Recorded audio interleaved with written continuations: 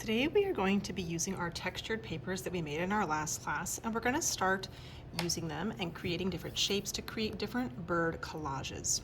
So you're going to see on your bird handout some of the different birds that either live or visit saguaro cactuses, and you can maybe choose kind of which type of bird you would like to try to make.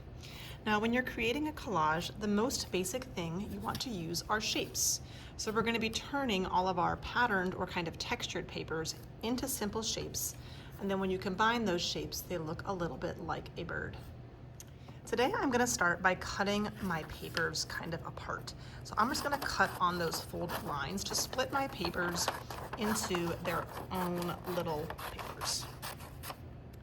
Once I have all of my papers kind of split apart, then I'm going to decide which bird I'm trying to make and pick out probably two textures that I think would look nice for that particular bird. I've decided that I am going to try to make a western screech owl, so I'm going to use kind of both of these lined papers. I'm going to use one for the body and one for like the wing and the head. I want my screech owl to be a little bit bigger, so I'm going to use the bigger oval for my screech owl's body. When I go to trace my shape onto my paper, I don't want to do it on the front. I don't want to see kind of my messy pencil lines.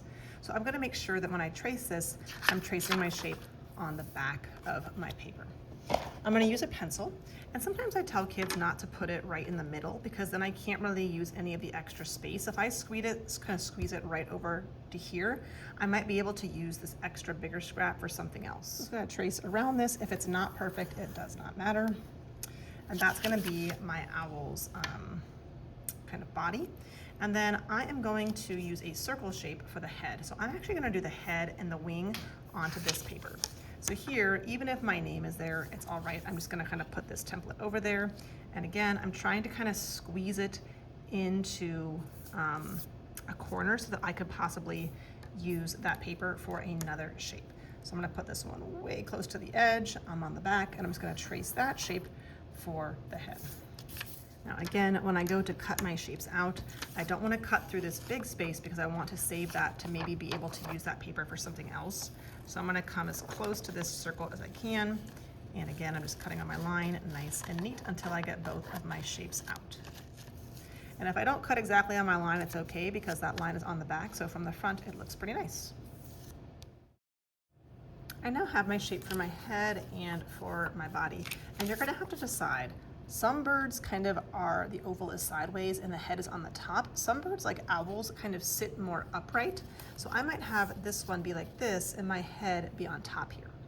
Now I also need a shape for my wing. So for my wing, I can actually just create another oval, and then I can actually cut it in half. So because I was able to trace my circle up in this top corner, I have enough space to be able to fit my bigger oval template again on here. If you accidentally traced your shape in the middle, you could always just pull another paper, or if you like a different paper better, you can pull a different paper and use the different papers for your shape as well. I might do that actually. I might use this one for the wing. I kind of like this paper. So I'm going to try to get it as close to my edge as I can so I save a nice big space in case I want to use that paper for something else. Something else I want to make sure when I'm working is that I'm trying to keep my workspace kind of tidy.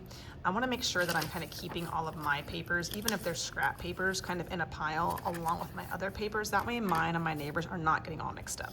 And the templates we're going to be sharing, so I'll put those in the middle so everyone can reach. Now that I have my head, this is actually going to become my wing, and it might look kind of weird to have a wing that's really, really big. So I'm actually going to take this over, and on the back, I'm just going to cut this shape in half to make it into kind of half of an oval shape. I can now use this like the wing. So some kids put it like kind of like this, as you can see in the picture. Because I'm seeing it from the side, I really only see one of the wings. I could also flip it the other way if you'd like it better with the straight edge facing out. There's kind of more than one way to do that.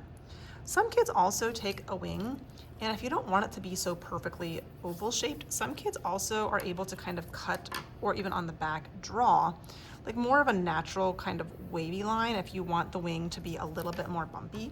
So I could take this, and if I don't want it to be quite so perfect, I could just cut a little kind of bumpy line on the edge to make it look a little bit more realistic. So again, some kids kind of like to change the edge of the wing just to make it look maybe a little bit more realistic. I am trying to do the Western screech owl. So here he's got these kind of pointed little horns almost of his feathers. So I want to make mine look like a screech owl. So I actually might come back here and find my scrap paper, and I can cut myself 2 triangles to be able to get the top part. A trick you can also use is if you're trying to get 2 of the same shape, like eyes or these kind of horns, I'm gonna fold this paper in half, and I'm gonna draw the shape that I want kind of right on the edge. I might even use my head to measure and say, okay, I want it to be about like that big. And then when I cut it, if I keep it shut while I cut, I will actually get 2 of the same shape. So I'm just gonna cut along the bottom here. And now I have kind of 2 of those little horns for the owl. My owl is starting to come together. If you are wanting to do eyes, there will be a basket of kind of extra smaller scrap paper. So if I don't necessarily want the color that I had here on my textured paper, I might find a different color that I like to be able to create eyes for my owl. I'm gonna use this paper, and again, I need 2 eyes, so I'm actually gonna fold the paper, and then I will draw the shape for my eyes.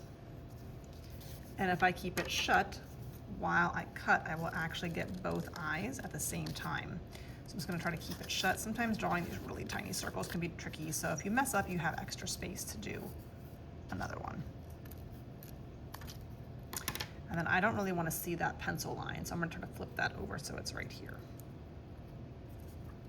So if I wanna add like the pupil and the eye, instead of using my pencil, I will just use a Sharpie so that it looks kind of nice and bold on my shape. If I want to add the beak, I could just kind of draw it on or add an extra detail on the head.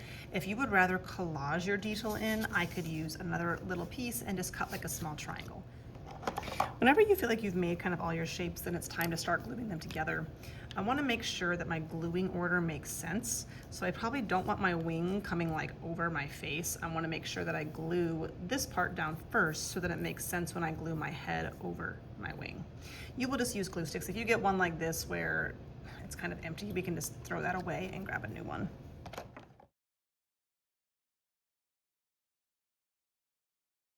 Remember that we're trying to make these birds kind of however you want. So like in the picture, I kind of only see this one wing, but if I took my second half of my oval, I could cut that kind of wavy edge again, and I could even make it look more like it's flying or like I'm seeing it from the front.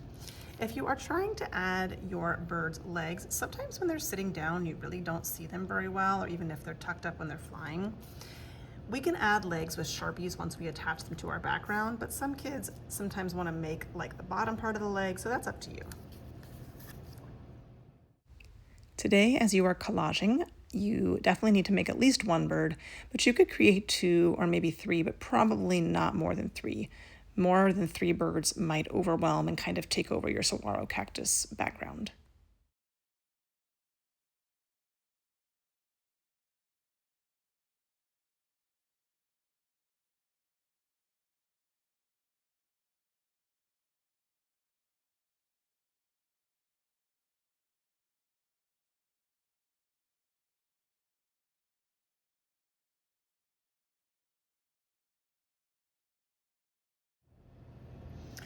Today, when you have either finished your birds or if it's time to go when you are not quite done, you are going to get a bag that has your name on it, and you are going to slide.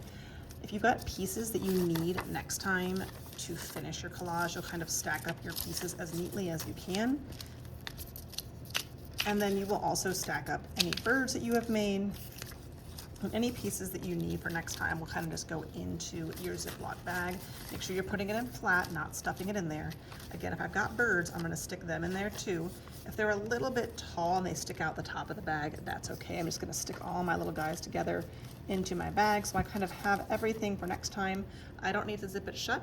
I will just take my birds and any papers I need for next time, along with my cactus background, and all of that will just kind of go together in my table folder with my neighbors.